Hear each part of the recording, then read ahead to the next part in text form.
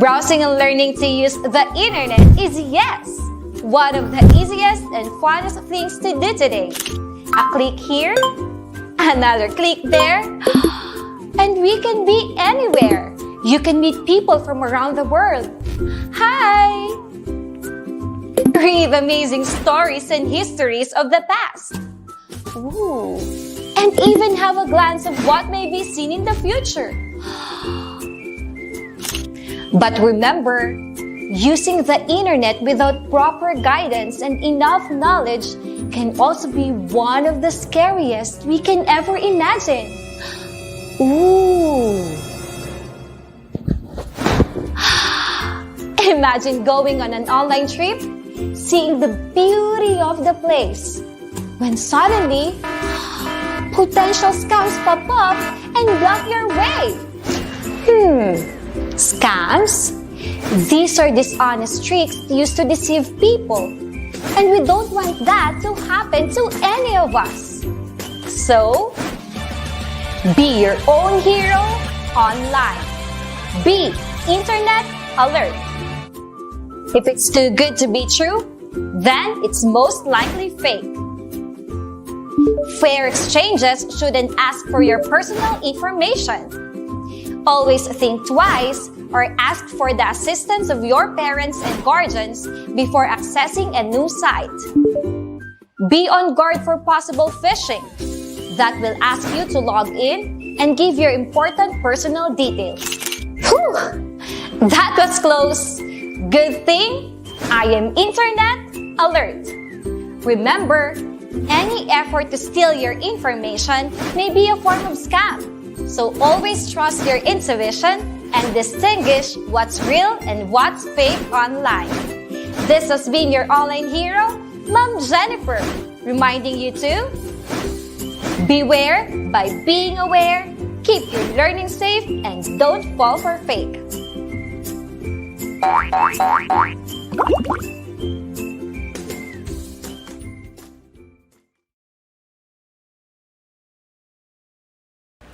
Don't let this ever happen to you. Hackers and scammers are lurking about trying to get access to your accounts and steal your information to damage not only your devices but also your reputation. So, as a smart online citizen, it is of utmost importance to secure your secrets. This is easy as ABCDE. A. Always use screen locks. Protect your phone from unwanted entry by creating a complicated screen lock code or pattern. B. Be protective of your personal information. Avoid putting personal information on public devices or devices unlocked and used by a lot of people. C. Create a strong password. Use passwords that are 8 characters or longer. Use combinations of letters in different cases with numbers and symbols. It should be easy for you to remember, but difficult for hackers to guess. D. Don't share your password. Sharing your password with someone else other than your parent or guardian will put you at risk for hackers and scammers.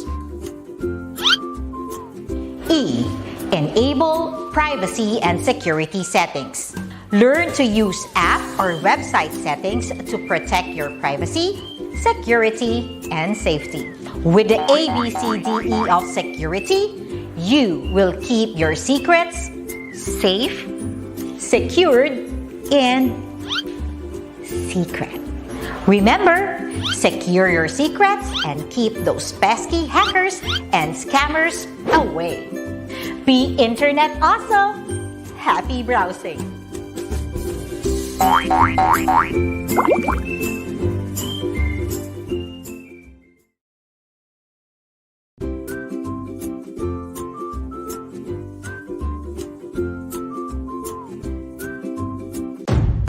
Oh no! The internet can be a risky zone for everyone. Our young learners are most vulnerable to the dangers that it may bring. Online hazards may have tragic consequences. But worry no more. Protecting our young learners against threats of the cyber neighborhood is just a matter of awareness. With Google's Be Internet Awesome program, we can help our young learners to be safe and responsible users of the internet. Aiming to promote digital citizenship, Be Internet Awesome anchors on 5 themes called the Internet Code of Awesome. First, be internet smart or share with care. Second, be internet alert or don't fall for fake information online. Next is be internet strong or secure your private information. It is followed by be internet kind or don't be a cyber bully. And last is be internet brave or talk it out when in doubt. To support its pedagogical value, Be Internet Awesome is supported by tools and resources evaluated by the International Society for Technology in Education and received the seal of alignment for readiness. To begin, let's get some light on the engaging computer game called Interland. Interland is intended for learners aged 7 to 12. It provides fun and adventure-packed hands-on experiences to help young learners discover safety measures in using technology. Players will be called Internauts. Internauts will explore 4 floating islands: the King Kingdom, the Reality River, the Mindful Mountain, and the Tower of Treasure. Each island features a challenging game equivalent to a different lesson. Internauts will collaboratively embark on a quest to combat evil hackers, phishers, oversharers, and bullies by practicing online safety and online etiquette. With this free interactive game, young learners will be empowered to achieve technological independence. It will also help them to distinguish between safe and unsafe behavior in online interactions. This includes attaining a sense of what to share on the internet and whom to share it with, depending on the content. Now, let's take a look at the Be Internet Awesome curriculum. The Be Internet Awesome curriculum features teaching guides on topics such as privacy and security, cyberbullying and online cruelty, phishing and scams, online reputation, and inappropriate content. Aside from teaching guides, the Be Internet Awesome curriculum also contains posters, worksheets, and slide decks that can be used concurrently with the game Interland. To encourage the entire family in promoting safe internet usage, the Be Internet Awesome Pledge can be reviewed and signed all together by parents and their children. Still, the most important safety measure is open communication between the members of the family and the school. Together, we can close the gap that surrounds the digital citizenship of young learners in the present technological age. Remember, play safe, learn safe, and stay safe.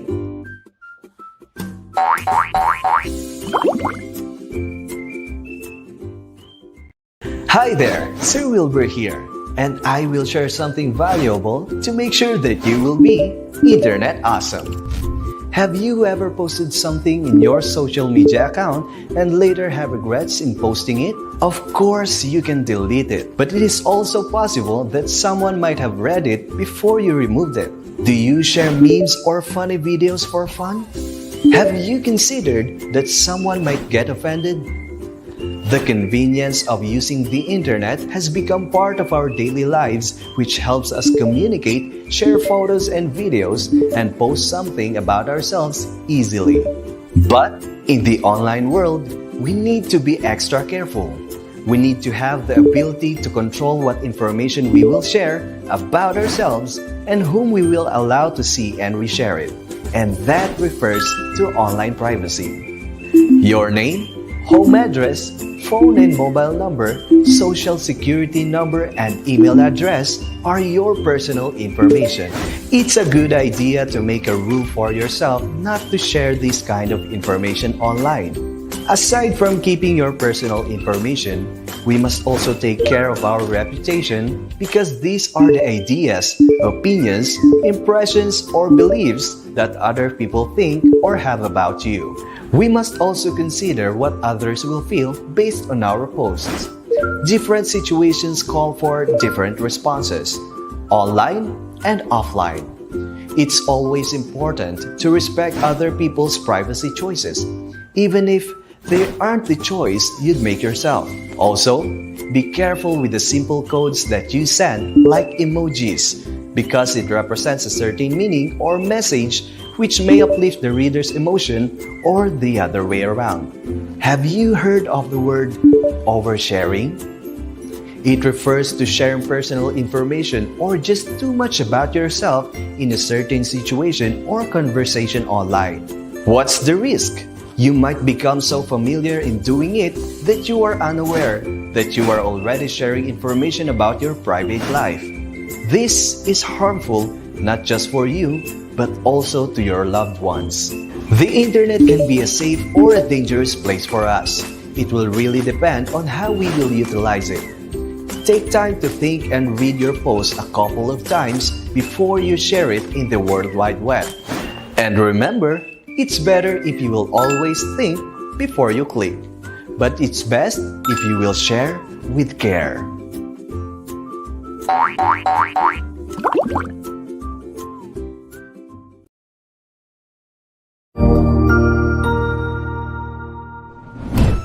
Isang masayang pagbati na may ngiti sa aking mga labi. Naghahanap ba kayo ng makakatuwang sa pagre-review ng inyong anak? Meron yan sa DepEd. Ang ETUlay online tutorial ay libre at handog ng ating kagawaran sa pangunguna ng OUA ICTS EdTech. Ito ay isang proyektong makatutulong sa mga mag-aaral, katuwang ang mga magulang o kasama sa kani-kanilang tahanan para masagutan at maunawaan ang mga modules. Hangad din ng programang ETUlay ang matulungan ang ating mga guro sa kanilang mga blended learning classes. Ang ating ETUlay ay mula kinder hanggang senior high school. Bukod sa academics, meron din tayong mga special programs gaya ng All is Wellness, Reading and Math Remediation, Storytelling, Mommy Tech Talks, Classes sa Gramatika, Speech Class, Financial Literacy, at marami pang iba. Pinalawig din ng ETUlay ang ating Alive program para sa mga mag-aaral mula grade 1 hanggang grade 3. Gayun din ay mayroon tayong ALS program at SPED tutorials na makasisigurong makakamit ng lahat ang inclusive education. May SPED hotline na rin para sa inyong mga katanungan patungkol sa special education. Kaya, subaybayan mula Lunes hanggang Biyernes, mula 9:00 ng umaga hanggang 7:00 ng gabi ang ating ETUlay. Sa ating pagtutulungan, maiaangat natin ang bawat isa. Ating itutulay ang pagkatuto upang di mapigil ang pag-aaral ng kabataang Pilipino. Itulay natin ito, sulong edukalidad.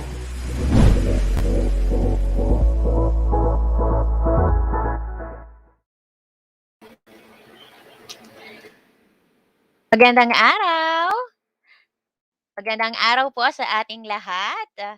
Today is another terrific and hopeful of learning day. So welcome po sa ating ETUlay online tutorial, particularly sa ating mga grade 12 students. para sa subject na Health Optimizing Physical Education 3. Okay? And welcome din po sa ibang mga umaantabay at nanunood sa mga kapwa ko guro at mga magulang. Welcome po sa ating tayo ay nasa ating 6th week, okay? Or week 6 na po tayo sa ating ETUlay online tutorial. And kamusta po ang lahat? I hope everybody is in good health. We are doing healthy. Okay, so nasa quarter 6 na po tayo. And also, ako po ulit ang inyong lingkod, Tutor Shen. Ako po ang inyong makakasama for today. Good morning sa lahat. And muli, isang mapagpalang Martes sa ating lahat. Now, I hope you can patuloy namin kayong makakasama sa mga susunod na araw para sa additional learning and guidance para mas maunawaan ninyo ang mga lesson and activities set for the Hope 3 subject. So maaari po ninyong i-like and share. Makikita nyo po ang ating mga DepEd, ating Facebook pages as well as the YouTube channel. So please like and share. Okay, DepEd EdTech Unit. Also, we have their DepEd Tayo. For YouTube channel, you can subscribe sa DepEd Philippines, DepEd EdTech, and DepEd TV.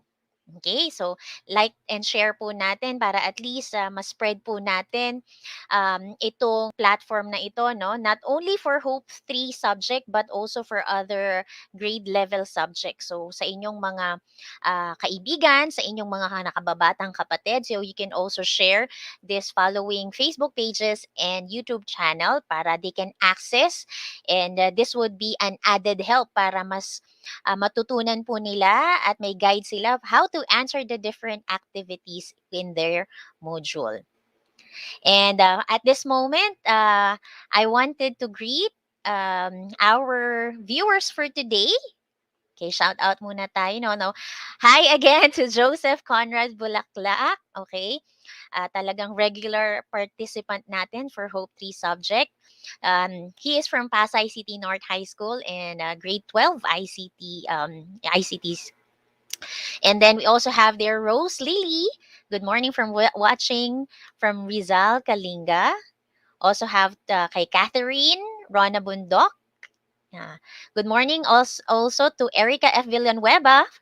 Siya naman ay taga Pinagkawitan Integrated National High School from SDO Lipa City. Welcome, welcome. Also kay Melissa Jane Maralit. So same division from the SDO Lipa City.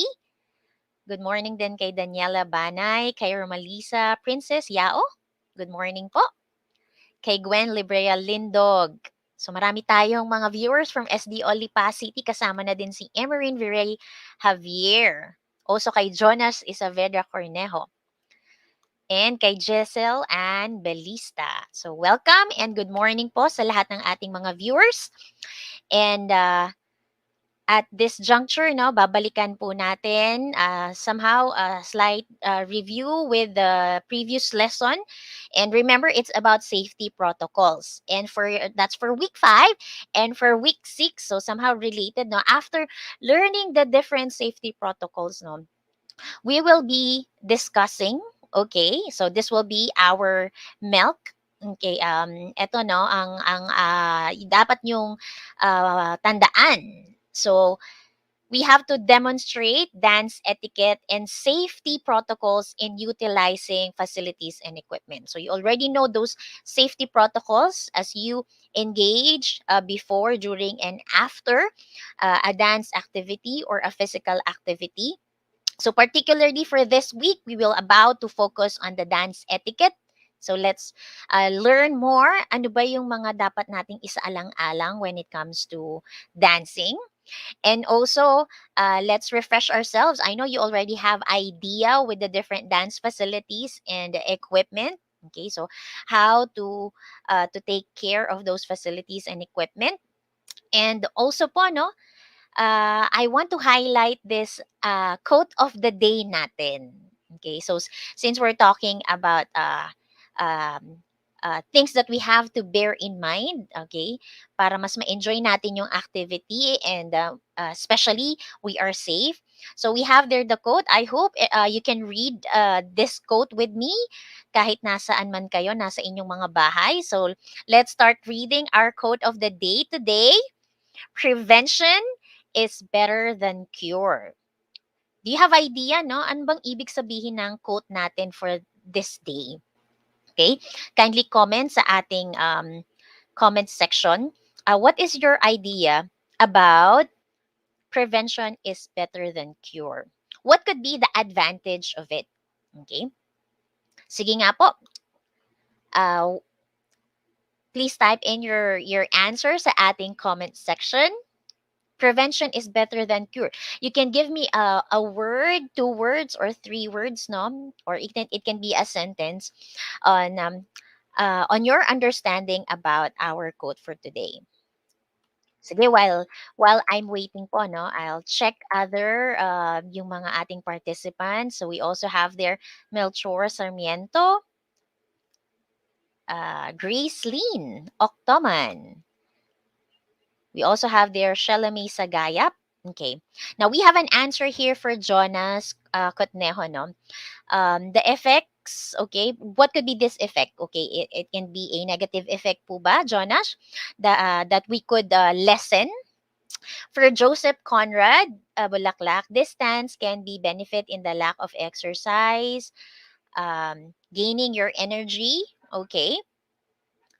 Okay, so sabi din ni Jonas, no, yung mga negative effects. So, yung mga pwedeng mga risk, mga negative situation that may arise, pwede natin siyang ma-lessen. Okay, that's correct. Okay. And somehow, hindi din sa pa kay Joseph, no, we won't be wasting our energy. Okay. All right, very good, students.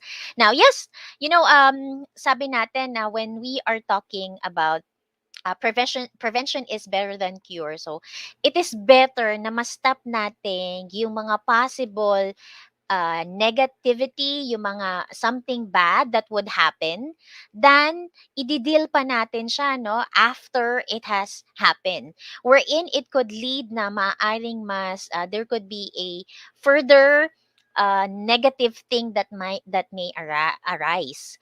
And also, why is prevention better than cure specifically sa ating health, no? Kasi pwede rin natin, no, it will be cheaper if we were able to prevent that. Okay? Kasi nga, um, kumbaga, if we're going to prevent future illnesses, diseases, or even injuries na pag-aralan natin, no, common dance-related injuries sa dance last week, oh, so we can avoid and prevent those complications na pwede nating maranasan. So, or other existing conditions. So, this will be vital to the future sustainability ng ating health system. So kaya nga sabi natin na early recognition is very important as well, no? Para hindi na mas lumala. Okay, so it's better that we can early recognize as well the situation, what we are feeling, okay? And even we practice na yung mga and follow specifically the safety protocols, okay? And somehow yung dance etiquette na tinatawag natin, no, this is an added instrument or avenue para ma-prevent natin yung mga unnecessary or yung mga bad situation that may arise when we engage to dance or other physical activities. Okay, so I hope matandaan natin ang ating quote of the day for today. Again, it's prevention is better than cure. Let's move on sa ating objective, yung gusto nating ma-achieve, particularly for you grade 12 students, no? I hope you can really achieve this one. And this is to demonstrate proper etiquette and safety in the use of facilities and equipment. Though we are at home, whatever facility and equipment na meron kayo, okay, and as you engage yourself into dance, I hope simulan na natin gawin kung for example, ang dance studio nyo ay sa bahay ninyo. And then eventually, kapag somehow okay na ang mga dance studio, or you can go back to school na, no? And then you can dance, you can join your dance group again and keep performing, no? Isa sa alang-alang at gagawin natin itong mga matututunan natin for today. And I hope you guys are very ready, okay, sa ating topic for today. Now, can you please give me a smiley emoticon if you are very ready for today's discussion? Yeah, students, may I have your smiley emoticon? Please type that in our comment section for me to know that you are very much ready. Okay. So yan, ready na at yan na ang mga smiley emoticon ng ating mga grade 12 learners. So, let's start the discussion po with this essential question. So, uh, usually we have this essential question, okay? So, this could be your guide, and as well as magiging ano din natin siya, no? And one way for us to also learn more, at least along the way with our discussion, okay, ito rin yung mga titignan natin, no, to achieve our objective for today. So you can take a screenshot and you can write this question on your notebook, okay? And the question with today is, what desirable practices are necessary in developing dance etiquette of your preferred dance? Okay. So you might have idea now, okay, but you can deepen your understanding, okay, what could be those desirable practices, okay? And sa mga dancers natin na participants, and pwede rin, no, based on your observation when there are dance performances, trainings, or even practices in your school, ano ba yung mga desirable practices na kailangan nating isaalang-alang, okay? And depende rin kasi yan, no? It could differ with the different genres na gusto natin. Okay? So I hope you're able to take a screenshot of our question. And then let's now move on to, let's have a short activity, no? Let's have it entitled Practice Check. So there will be a scenario, and then I want you to tell me, okay, your idea about this, or type a yes kung na-experience nyo po ba ito sa ating mga participants for today, no? Now you can just type a yes if you're able to experience this one. So I'm once a dancer, okay? Or pwede rin kung di naman kayo talagang ano po ano, full talagang very active when it comes to dancing. But sabi natin during your field demonstration, okay, there was a performance sa inyong school and you need to participate and it's about dance, okay? And then na-experience nyo ito. So, have you experienced stopping in the middle of a dance competition or just a performance, okay? And then, anong ginawa ninyo? After stopping, no? Okay, ano ang naging epekto, or paano nyo kayo naka-recover, for example, with that particular situation? Meron po ba? You can share your experience using our chat box, okay? Or you can type yes na, yes ma'am.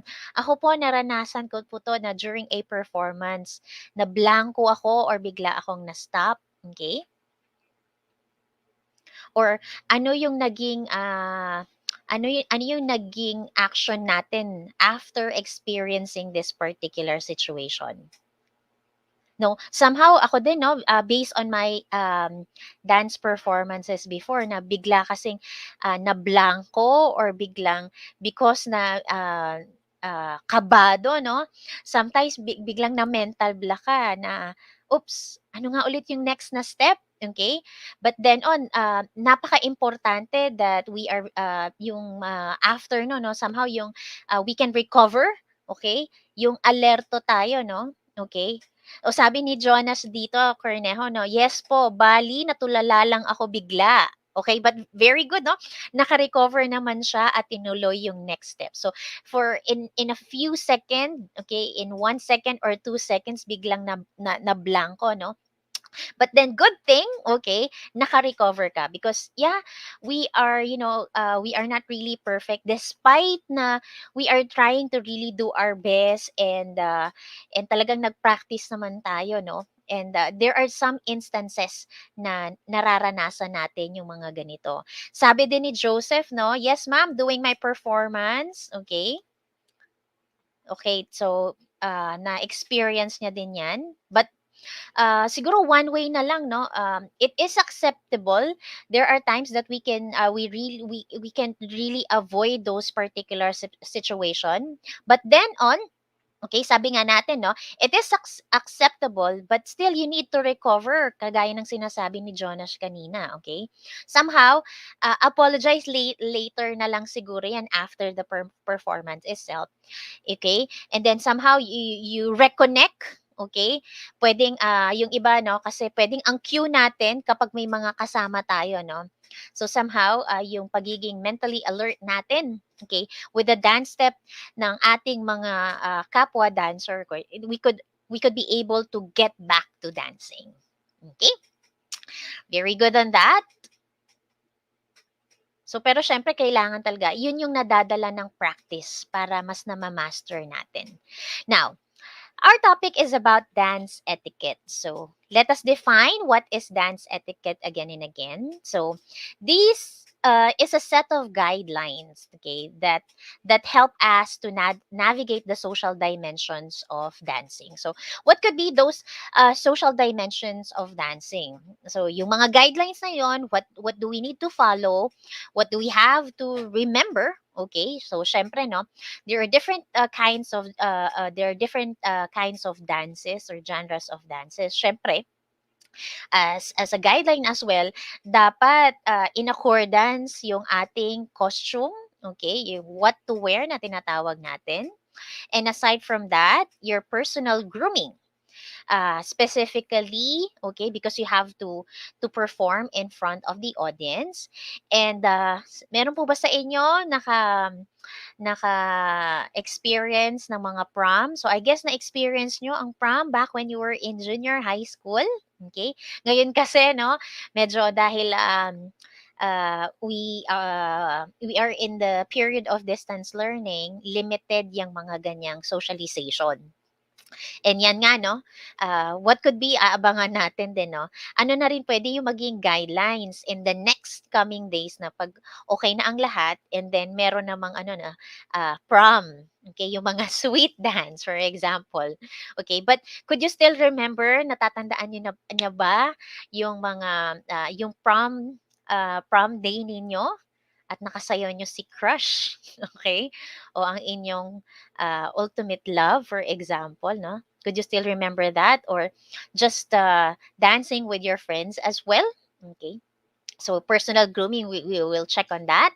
And then also, asking for a dance, declining and accepting, okay, yung dance natin. When to accept, if you're going to decline naman, no, what could be some dance etiquette that you have to consider?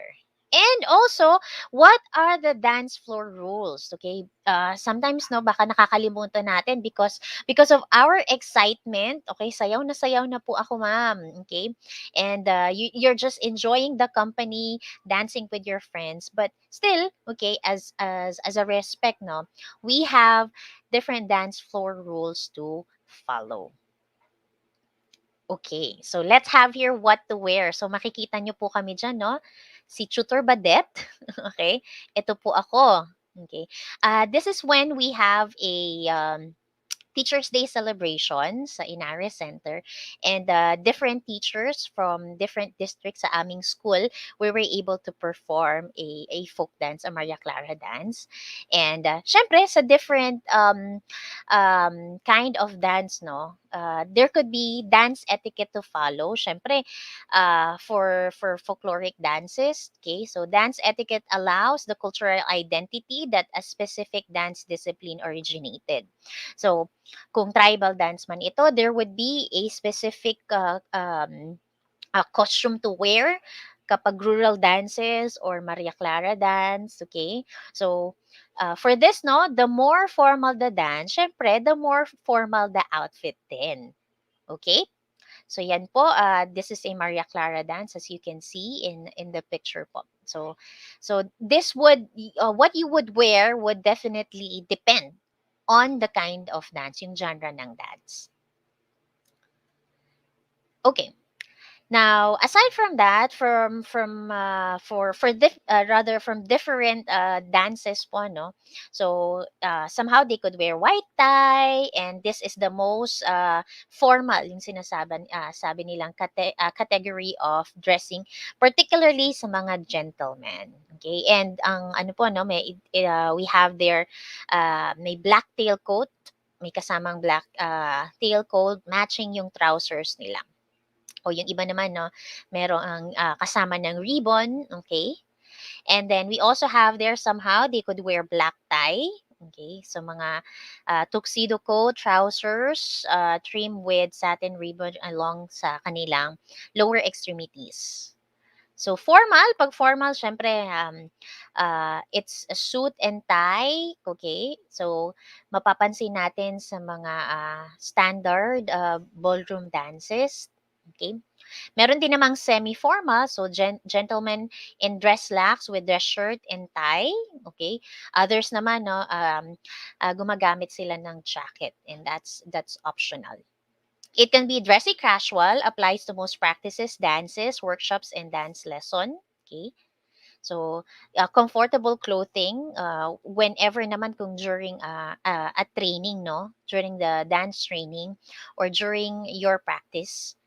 So sa ating from west country and western, okay, meron syempre iba't iba yung mga costumes na ginagamit nila, no.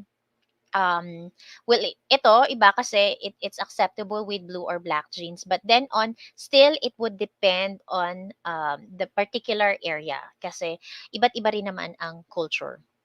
So we have there for mga Argentine tango, for both ladies and gentlemen, they wear black or dark themes na mga clothing. Pag mga Latin naman, okay, so kung salsa, merengue, cumbia, alright? So mahilig sila sa mga button-up shirt, okay, mga solid t-shirt, yung iba naman no, mga turtleneck, okay, with their dress and then their dancing shoes. Okay?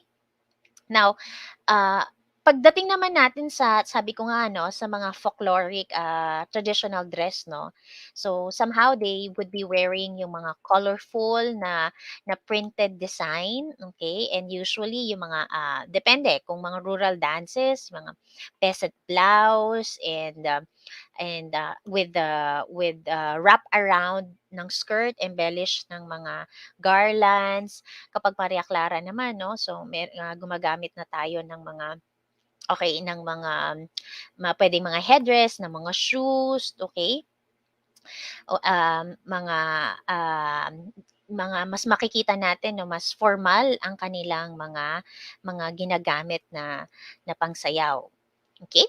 So depende 'yan siyempre 'pag tribal dance din 'no, iba din naman ang kailangang isuot o alam natin kung kailan tayo dapat nakapaa, hindi dapat nakapaa, okay.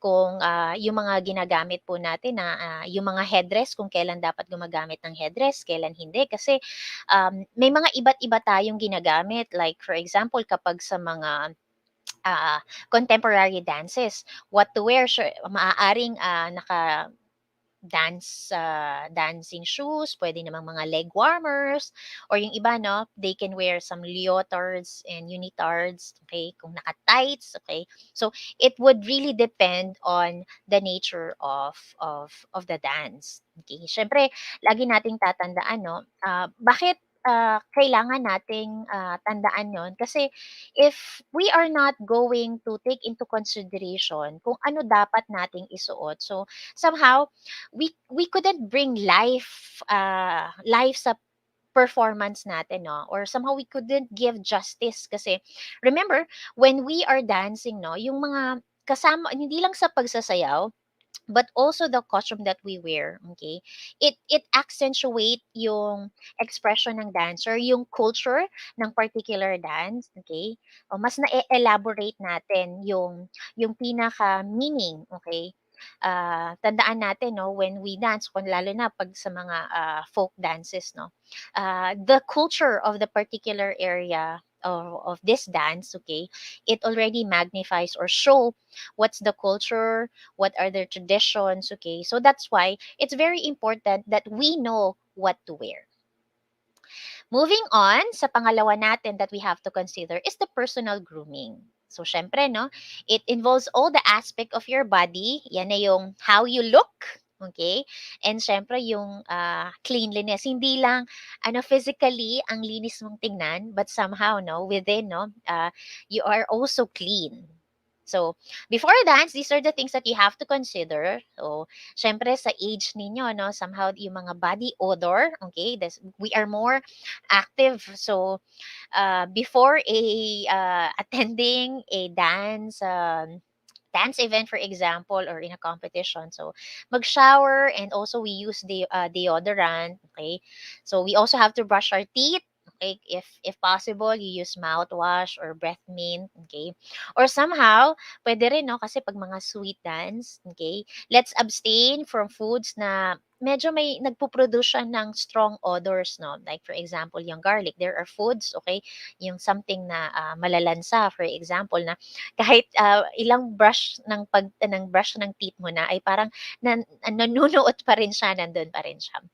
And somehow, no, we don't practice sana yung smoking. So, kasi nga, yung odor of cigarette, okay, so it also produce bad breath po. And somehow, okay, na kahit minsan, no, pag salita mo, naaamoy siya. Okay, somehow, kumbaga, medyo nakaka-distracting, okay, or turn off. Okay. Yun yung mga pwedeng may experience. How about during and after a dance naman?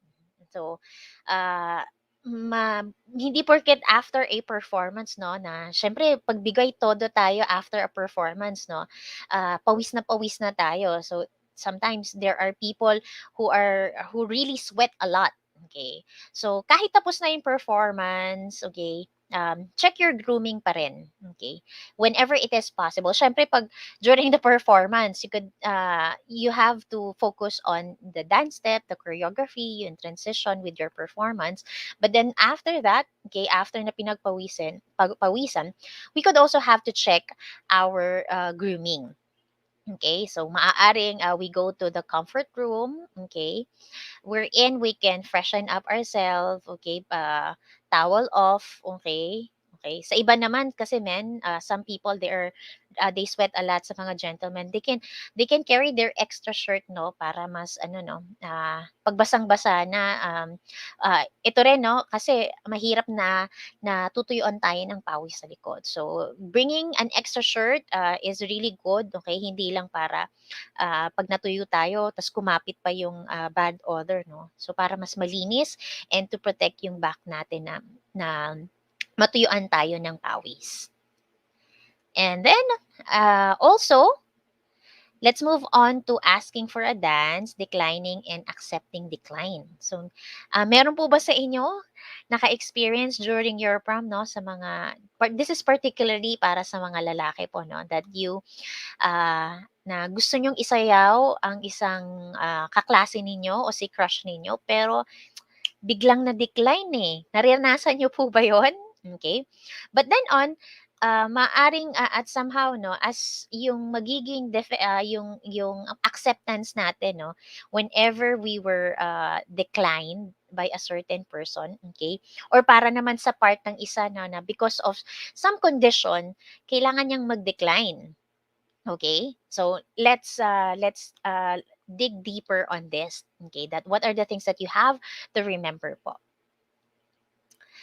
So when asking for a dance, okay, especially no sa mga boys po, ah, hindi yung basta, "Oy, tara sayaw tayo." Okay? Mas maganda na siyempre that is a different occasion, okay? Na wherein naka-formal dress kayo, okay, no? Talagang nag-prepare, nagpaganda, nagpagwapo, okay? So it's still better no, lalo na mga boys if in case pwede na ulit no, merong social dance, okay, a dance event, okay, what are the different expressions or ways na paano kayo magtatanong sa isang babae, okay? Because you wanted to dance with her. So you can use these traditional phrases that, may I have this dance? Okay, may kasama pang kamay, okay? You could also ask, would you like to dance? Care to dance? Or shall we dance? Okay? So, ito yung sana wag nating kakalimutan sa ganitong time, sa ganitong klase ng okasyon. Okay? Yes, no? Sabi din ni Robert Torres, timing for my lesson. So, I hope, no?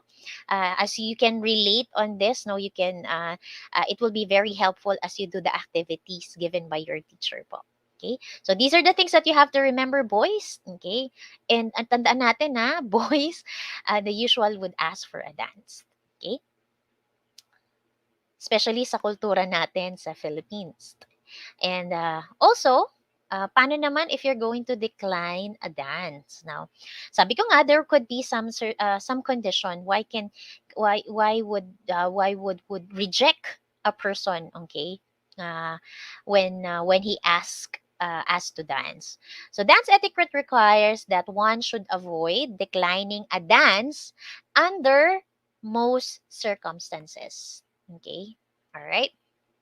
Okay. So according to tradition, the only graceful way of declining a dance is either you do not know the dance, okay?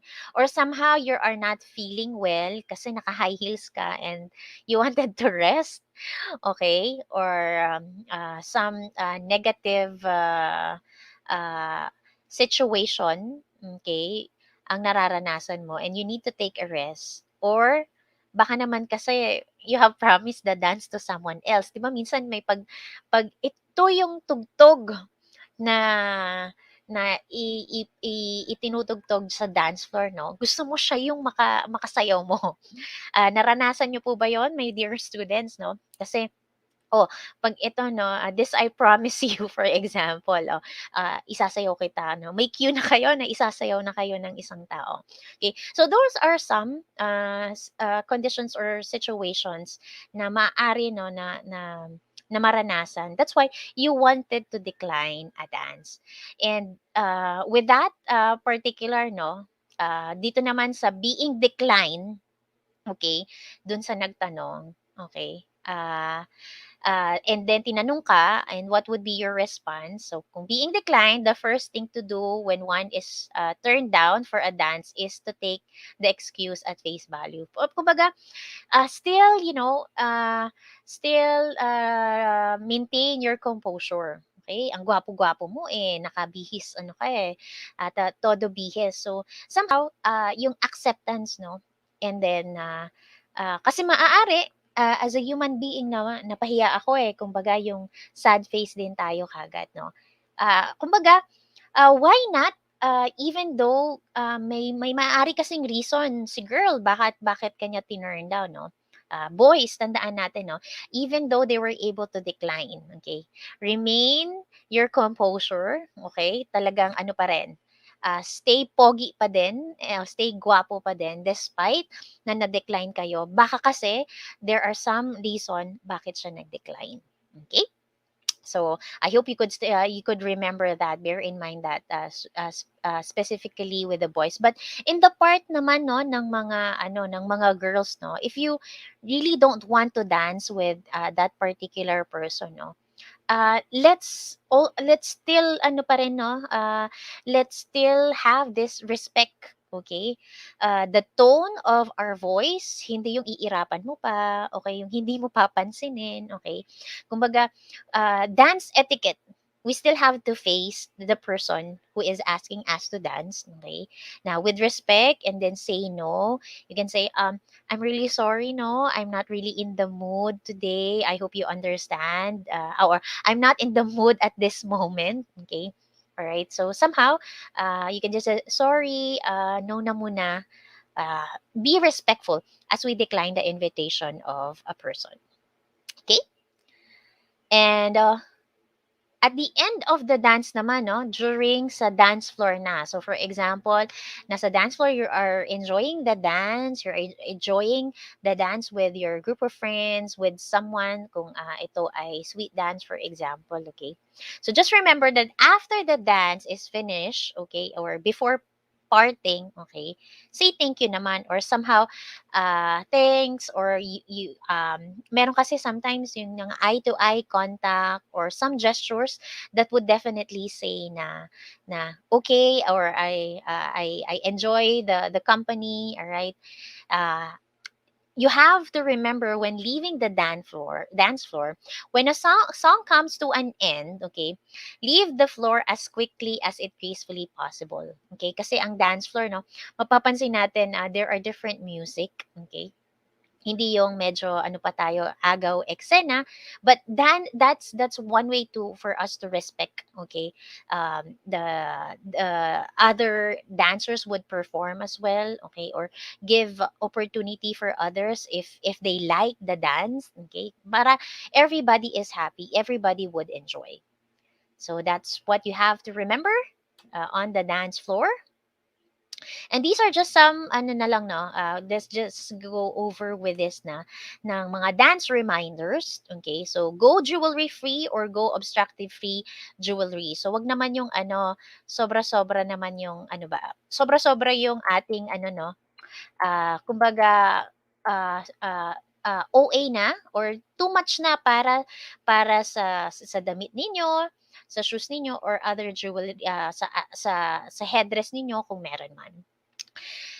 Okay, aside from that, listen while the dance teacher is talking. So, particularly during a dance lesson po that the teacher is instructing, no, it's very important that you listen first. Okay, so somehow hindi lang para maintindihan mo sa sarili mo yung sinasabi or yung instruction ni teacher or how to execute the following movements. Okay, as well as to others, no, they would also listen and focus on the instruction.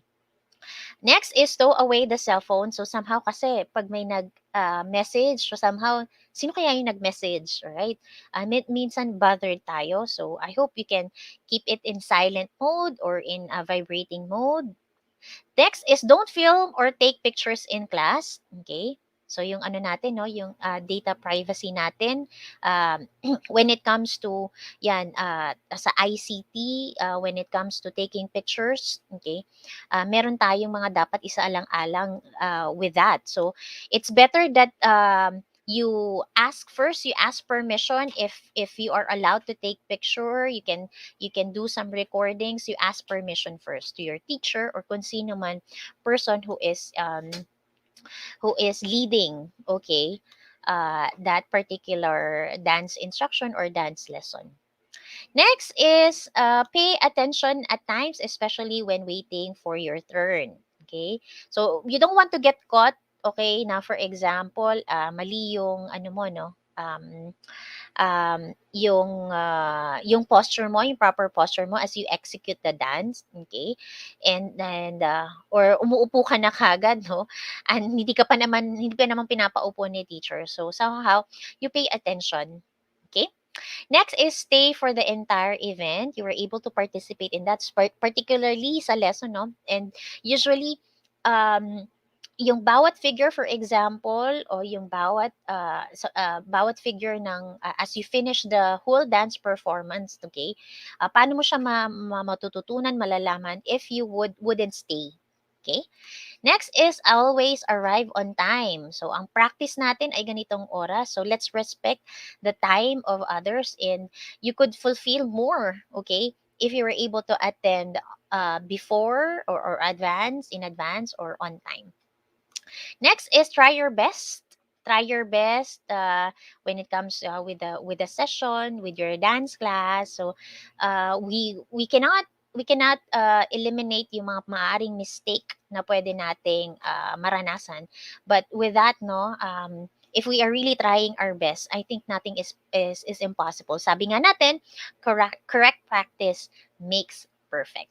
And the last one, be courteous and respectful sa sarili mo, sa mga kapwa mo dancers, and also sa inyong teacher, or even sa mga audience po. So, please be reminded with our dance reminders. And with that, what could be your desirable practice, or yung mga desirable practices that is very necessary as you develop dance etiquette of your preferred discipline? Can you please comment in our chat box? Okay, what is your answer for this? Okay, while waiting sa inyong answer, let me greet again. Hi, Lance Balonso.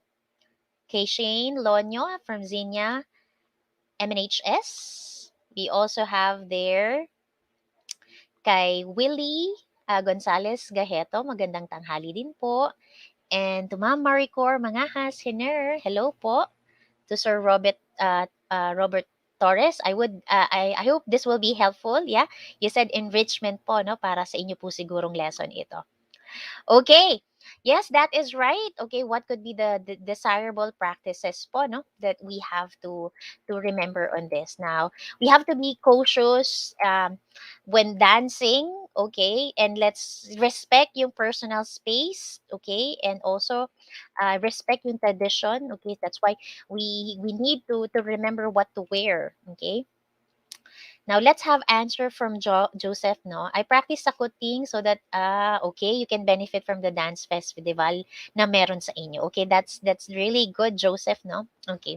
So I hope you will remember those dance etiquette. Okay, what to wear, yung grooming. Okay, if you're gonna accept and decline a dance, and also okay. Um, sa dance floor, no, please remember what we need to bear in mind. So in preparation na lang yan sa mga future dance event, okay, na pwede nating maranasan or we can participate. Okay, now let's have here the dance facilities and equipment. I know you have some ideas with the dance facilities and equipment, and let's have this. You can just take a screenshot. No, what could be the importance if we will identify yung mga appropriate facilities and equipment ng gusto nyong sayawin? Moving on, let's have here the definition of dance facility, or can be dance facilities. This is a space that could be used for both. It could be a teaching space. So for some dance teacher, no, they would have to they would have to teach the particular skill or dance movement sa kanilang mga students, okay? And pwede naman an informal or formal performance for a venue. So ang number one dance facility natin with dance is we have there the dance studio. Okay? And no, minsan depende na lang. Pag sa school naman, we have there the covered court. Yun ang ating dance studio. Okay? Maganda, no? Merong talagang dance studio wherein may equip siya ng mirror. Okay? Kasi parang you can see how you project when you dance. Okay? It consists of lighting instruments. Pwede namang mga theatrical or theatrical soft goods, or yung mga sound system na maaaring video projection, okay? Or para naman if you're gonna just watch a dance practice or a dance performance, for example, okay? So yan yung mga the usual at maganda sana, okay? with when it comes to it could be a teaching space or a performance area po natin. And then, okay, so sabi nga natin, we have some different dance equipment. Nag-iiba din siya, no? Kapag ano din, but syempre, we have the sound system, the usual, the dance floor, but somehow it would differ, okay, with the genre of dance. So these are, remember, the equipment are the tools, supplies, yan, kasama na rin si props needed for the dance participation or performance. So again, it would depend, okay, with the kind of dance. Okay, so these are just some examples na lang po, no, ng dance facilities and equipment when it comes to ang discipline natin ay if it's folk dance, mga traditional dances. And then, okay, modern and contemporary dance, cheer dance, hip-hop street dance, and then festival dance. So, ayan po, no? Sabi ni Eisen, what to wear? So, sabi ko nga, kung folk dance, for example, may particular costume ko kapag Maria Clara siya, tribal dance siya, or it's a rural dance. Ganon din kapag mga hip-hop dance or contemporary dance. Okay? It would differ. Okay? Now, so syempre sa facility, the usually naman, it can be yan.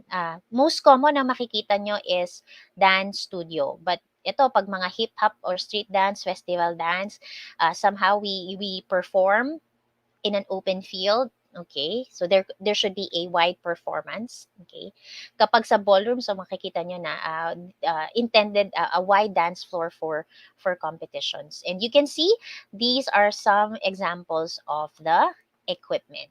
Yeah. Very important, syempre, we have there the sound system. Okay. Yung mga, it would just depend then, yung mga shoes, yung mga footwear na gagamitin natin. There are some folk dances wherein barefoot lang. For Maria Clara dances, you have to wear shoes. Okay. Kapag ballroom, there's particular yung mga ballroom shoes na dapat nating isuot. Cheer dance, so somehow, kung sneakers ba ang ginagamit. Okay, depende rin kasi sa theme or costume nila. Hip-hop and street dance, so somehow, yes, more often than not, okay, sneakers ang the usual ginagamit. Okay, or somehow they use different props. Okay, but, you know, equipment, usually we usually use sound system, and it will just depend on the props na kakailangan nyo to give justice and ma-highlight ninyo yung pinaka-meaning ng inyong dance. So those are just some of the dance facilities and equipment. Okay? How do we care of the facilities and equipment? Syempre, no, we have to remember yung cleanliness of studios o yung classroom natin, yung covered court or the lounges, for example. Okay? So, kasi para free from hazard na rin tayo, no? Mas makapag-practice tayo, mas makasayaw tayo if it's clean. Okay? And then, students may not wear street shoes in the studios. Okay? Okay, no rosin is allowed on the studio floor. So, we also have to check, no, kung ang dance floor ba natin po ay it's free from obstructions, as well as yung mga wet floors for our safety as well. And we can fully perform when if the dance studio is clean and alam natin na safe tayo as we move. Okay? Aside from that, be mindful of the lights, windows, and doors. So, kahit after na gamitin, no, we have to turn it off. Okay? No notes may be posted on the walls. Okay? So, kung meron silang pinaka-board na lang wherein there could be the reminders as well. And also, you can help conserve resources yan, by turning off water, faucets completely. So may mga bathroom, no? That's how we show our care with the facilities and equipment that we are using. Okay? So I hope you were able to answer now, no? What is the importance of identifying the appropriate facilities and equipment of your preferred dance? So, what could be your answer for this? Ano yung dapat nating i-identify? Okay, yes, yung particular equipment na dapat gamitin, yeah, it could really depend on the genre of dance. Okay, what could be the appropriate props that we have to use? Okay, that's correct. And also, Okay, very good, no. Mas komportable, no. Sabi nga na we practice, we perform, we have our training na yun talagang sa dance floor kasi kumbaga mas may wide ang area na gagalawan natin. So for different dance movements, okay? According naman kay Jonas, again, to be well prepared and para po maging comfortable while practicing. That's correct, Jonas, no? And ayan, sabi niya, to avoid incidents, okay, para na rin sa iyong safety and protection. Ayan, sabi niya, and to make the dance performance or the dance practice successful. Very well said on that, Jonas. Okay, thank you for that. And I hope, no, you can, since we don't have much time, so you can also write this, your answer with our essential question on your notebook po. Okay. And with that, students, I hope this is another hope full of learning. Today, Tuesday, it's a Hope 3 Tuesday po. Specifically, what are the dance etiquette that we have to bear in mind? And kung tayo ngayon, ang facilities ninyo ay, how facilities nyo ay sa bahay, for example, you have a particular dance area or workout area dyan. We have to maintain and remember how to maintain its cleanliness, and also we can help with yung sa resources, no, you can turn off the light when not in use. Okay, and I hope, no, we always flash this ito yung parang motto namin, no, na I hope you can change the habit, change for the better. Okay, and dance would be an avenue for you to achieve fitness. So again, change the habits, change for the better, dance for fitness. And once again, okay, this is your tutor Shen leaving you. Why walk when you can dance? Maraming salamat po sa pakikiisa today. And if you have comments and suggestions, please email us at edtech@deped.gov.ph. So for 1 p.m. po, no, please remember, if you have your siblings or someone na grade 1, okay, it's English Day, okay, so mamaya pong 1 p.m. Thank you so much, and mag-iingat po tayong lahat. Let's stay safe and healthy. God bless everybody. See you next Tuesday.